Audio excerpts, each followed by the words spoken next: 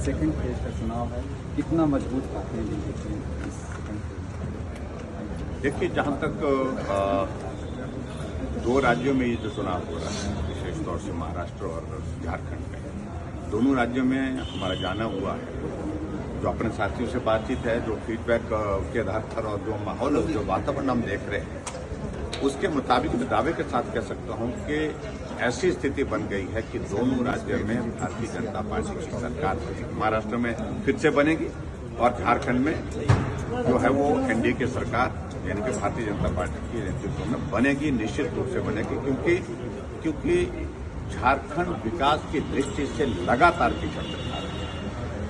बहुत सारे संसाधन होने के बावजूद भी जिस प्रकार से यहाँ पर लूट मची है, एक सांसद के घर से 350 करोड़ रुपए मिलते हैं, अधिकारियों के घर से करोड़ों रुपए मिलते हैं, मुख्यमंत्री जेल की सलाखों के पीछे चले जाते हैं, अधिकारी जेल में चले जाते हैं, और उस राज्य में इस पार्टी से और कांग्रेस पार्टी से विकास की उम्मीद, काम की उम्मीद लगाना मुझे लगता है कि बिल्कुल भी उचित नहीं होगा। इसलिए एनडीए की सरकार, ईमानदार सरकार, और जो झारखंड के हितों की रक्षा कर सके और उसके साथ डबल इंजन के सरकार केंद्र और ज्यादा मदद कर सके खासकर विकास की दृष्टि से आगे बढ़ने, ये माहौल हम सब जगह देख रहे हैं। निश्चित रूप से सरकार बनेगी और बहुत बड़े बहुमत के साथ सरकार। कांग्रेस की गारंटी को कांग्रेस की गारंटी के बारे में मैंने कहा ना, जो वादे किए थे हिमाचल प्रदेश में, उन्होंने उनकी गारंटी दे करके 10 गारंटी दे करके सत्ता हासिल की।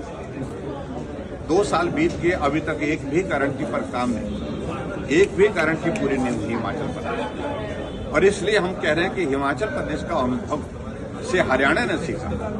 हरियाणा में कांग्रेस के नेता गए कि हमारी गारंटियां पूरी हो गई, हिमाचल जा करके देखिए। हरियाणा बोलने का, हम तो रोजाना देखते हैं हरियाणा हमारा, हिमाचल हमारा पड़ोसी राज्य है, लेकिन कोई भी गारंटी वहां पर जब पूरी नहीं हुई तो हम इस झांसे में नहीं आएंगे।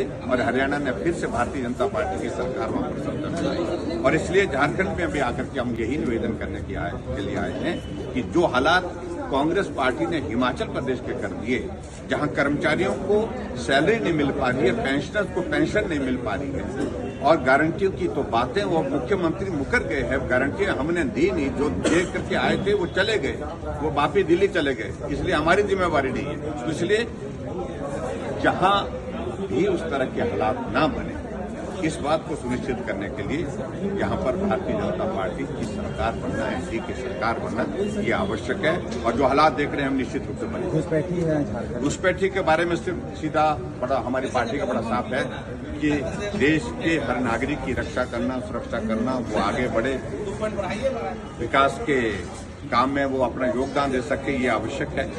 लेकिन विदेश के लोग यहाँ पर आकर के यहाँ के संसाधन, यहाँ की सुविधाएं लेकर के यहाँ के इस देश की संस्कृति के खिलाफ काम करें, देश के संविधान के खिलाफ करें, देश के विरोध में काम करें, इस बात की इजाजत नहीं। पहला काम घुसपैठियों को एक एक को आइडेंटिफाई करना, उनको चुन करके बाहर भेजना, उनको हटाना, उनको भगाना, ये हमारी सरकार का। इंडी गठबंधन कहती है घुसपैठियां हैं नहीं, अगर हैं तो केंद्र सरकार इसके लिए जिम्मेदार है। देखिए, इस बात को लेकर के मैं सिर्फ इतना ही कहना चाह रहा हूँ कि वोट के खातिर किस निम्न स्तर पर कांग्रेस के नेता, इंडी गठबंधन के नेता गिर चुके हैं। जिस प्रकार से सभी को कह रहे हैं कि आप आइए, बांग्लादेश के लोगों को, घुसपैठियों को यहाँ आने का निमंत्रण दे रहे हैं, और उसके बाद कह रहे हैं कि आप आइए और रहिए, ठहरिए, हम आपको सारी सुविधाएं देंगे, सिर्फ आप हमको वोट दे दीजिए। ये मैं समझता हूँ कि बहुत दुर्भाग्यपूर्ण है। ये कांग्रेस पार्टी का चेहरा अब एक्सपोज हो चुका है, और मुझे लगता है कि